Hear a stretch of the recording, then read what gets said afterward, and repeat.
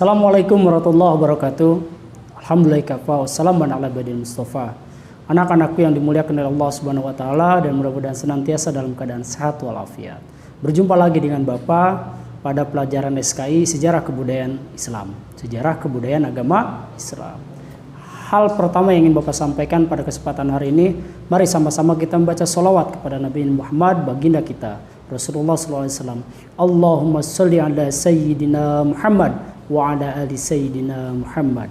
Sekali lagi, Allahumma sholli ala Sayyidina Muhammad wa ala ali Sayyidina Muhammad. Semoga salawat yang barusan kita baca mendapatkan limpahan keberkahan dari Allah Subhanahu wa taala. Karena Allah berkata dalam hadis Nabi, satu kali kita membaca salawat kepada Nabi, maka 10 kali Allah akan membacakan salawat untuk kita. Masya Allah, luar biasa. Hari ini Bapak akan menceritakan kisah luar biasa dari baginda Rasulullah SAW kita. Siapa itu Nabi Muhammad SAW? Beliau adalah sosok manusia agung, sosok manusia mulia, teladan kita semua. Kemuliaannya luar biasa tak tertandingi, akhlaknya sangat luar biasa.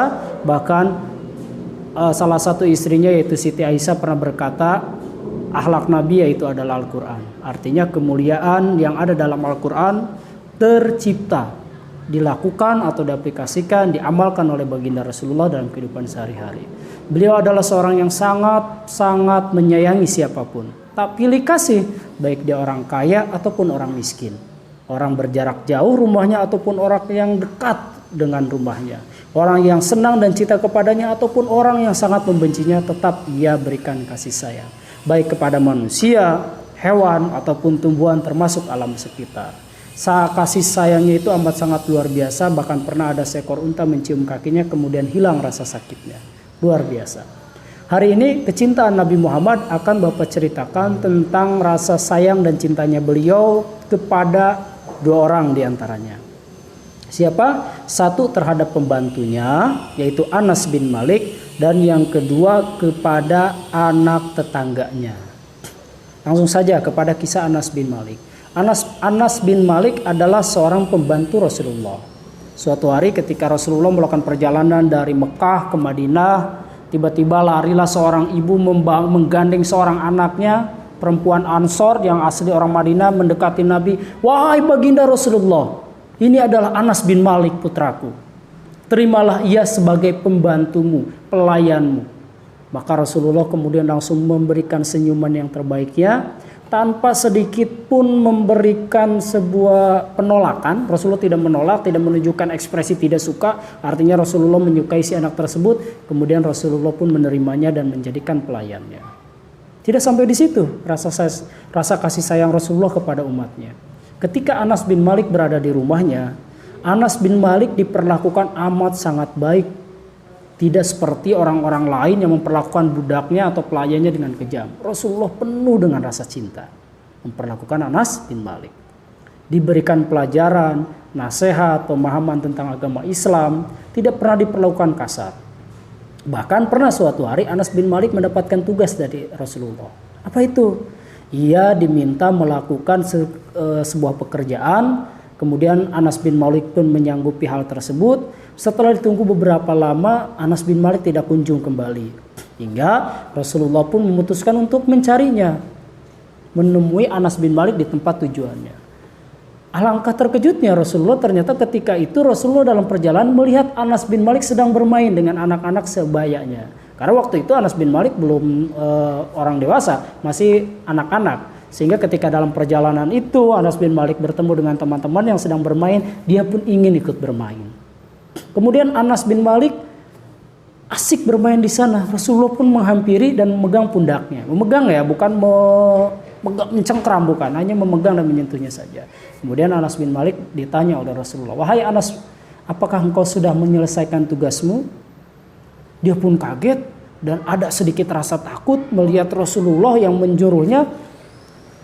Kemudian dia terbata-bata dan saya akan segera melaksanakan tugas itu.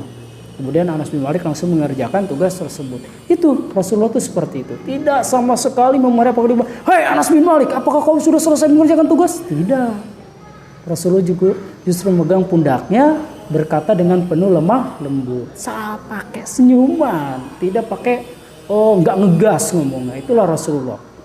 Sehingga orang-orang yang ada di sekitar Anas bin Malik pun atau anak-anak yang sedang bermain dengan Anas bin Malik pun tidak merasa kaget, tidak merasa ketakutan ada Rasulullah, atau Anas bin Malik pun tidak merasa dipermalukan di depan teman-temannya karena dia melakukan kesalahan. Tidak, tapi justru dia langsung berkata kepada Rasulullah, saya akan melaksanakan tugas itu wahai Rasulullah. Dia langsung pergi. Tidak hanya sampai di situ, Rasulullah pernah suatu hari pun memperlakukan seorang anak itu bersama Usamah bin Zaid. Saya ingat apa namanya, Usamah bin Zaid. Yang mana anak tersebut kemudian Rasulullah, itu bukan anak Rasulullah, bukan juga pelayannya ya. Itu yang perlu garis bawahi. Rasulullah kemudian mengangkatnya dan mendudukkan atau memangkuknya. Di sebelahnya itu di sebelahnya itu ada cucunya. Jadi ada cucu Rasul sebelahnya dan di sebelahnya lagi ada Usamah bin Zaid. Tapi kedua anak kecil tersebut diperlakukan sama oleh Rasulullah. Tanpa sama sekali membedakan. Rasulullah tidak berkata ini cucuku, aku harus lebih sayang. Tapi kamu bukan cucuku. Tidak. Rasulullah tidak berkata seperti itu. Rasulullah memperlakukan dua anak tersebut dengan perlakuan yang sama. Padahal ingat, tadi cucunya dari Ali bin Abi Thalib. Kemudian ini adalah anak teman Rasulullah atau tetangga Rasulullah. Tapi Rasulullah perlakukan dengan cara yang sama. Dengan kasih sayang yang sama, tanpa membeda-bedakan, tanpa melihat status apakah dia anaknya, cucunya, atau siapa. Tidak. Perlakuan itu diberikan oleh Rasulullah dengan hal yang sama. Sampai suatu hari ada seorang sahabatnya terheran-heran, wahai Rasulullah, seperti itukah perlakuanmu terhadap cucumu? Ya, kata Rasulullah. Padahal aku, wahai Rasulullah, punya 10 anak laki-laki. Aku tak pernah sekalipun menciumnya. Wow. Kasihan banget ya anaknya ya. Jadi si ayah tidak pernah mencium anak-anaknya. Sampai-sampai Rasulullah berkata, man la yarham la yurham. Barang siapa yang tidak menyayangi, Rasulullah tidak akan mengatakan tidak, maka orang tersebut tidak akan disayang. Man la yarham la yurham. Barang siapa yang tidak menyayangi, maka dia tidak akan disayang. Artinya di situ kita bisa mengambil pelajaran yang besar, bahwa dari teladan Rasulullah, teladan kita semua, kita bisa belajar kasih sayang itu seperti apa, memperlakukan orang itu seperti apa, baik dia anak kecil, orang dewasa, ataupun seperti apa. Ketika ada Anas melakukan kesalahan, Rasulullah tidak berkata banyak, tidak memarahi, sampai Anas sendiri yang berkata, aku akan mengerjakan tugasnya. Tapi ketika berkata dengan orang dewasa, dengan bapak-bapak yang punya anak 10 tadi, Rasulullah bilang apa? Man la yarham la yurham. Rasulullah langsung tegur dan ingatkan dia, kalau kamu tidak menyayangi, maka kamu tidak akan disayang. Rasulullah berkata seperti kepada orang dewasa, tapi kalau anak-anak tidak, cukup dengan senyuman dan si anak pun melakukan tugasnya. Demikian kisah teladan yang bisa kita ambil dari kisah Rasulullah ini. Dan mudah-mudahan kita pun bukan hanya bisa mempelajarinya, kita bisa menjadi penerus Nabi Muhammad, umat Nabi Muhammad yang memiliki kasih sayang kepada semuanya. Yang punya kakak sayang sama kakaknya, hormat sama kakaknya. Yang punya adik juga sama, menghormati dan menyayangi adiknya. Sama orang tua juga sama, sayang sama ayah, sayang sama mama, sama kakek, nenek, dan tetangga kita. Termasuk lingkungan kita. Baik di situ ada tanaman, harus kita sayangi. Ada hewan peliharaan atau hewan liar, tetap kita sayangi. Dan mudah-mudahan sekali lagi kita menjadi penerus umat Nabi Muhammad yang benar-benar mendapatkan sedikit kemuliaan dari Rasulullah dan kita kemudian layak masuk surga. Hadanallahu wa iyyakum ajmain. Terima kasih banyak. Bila taufiq wa hidayah. Assalamualaikum warahmatullahi wabarakatuh.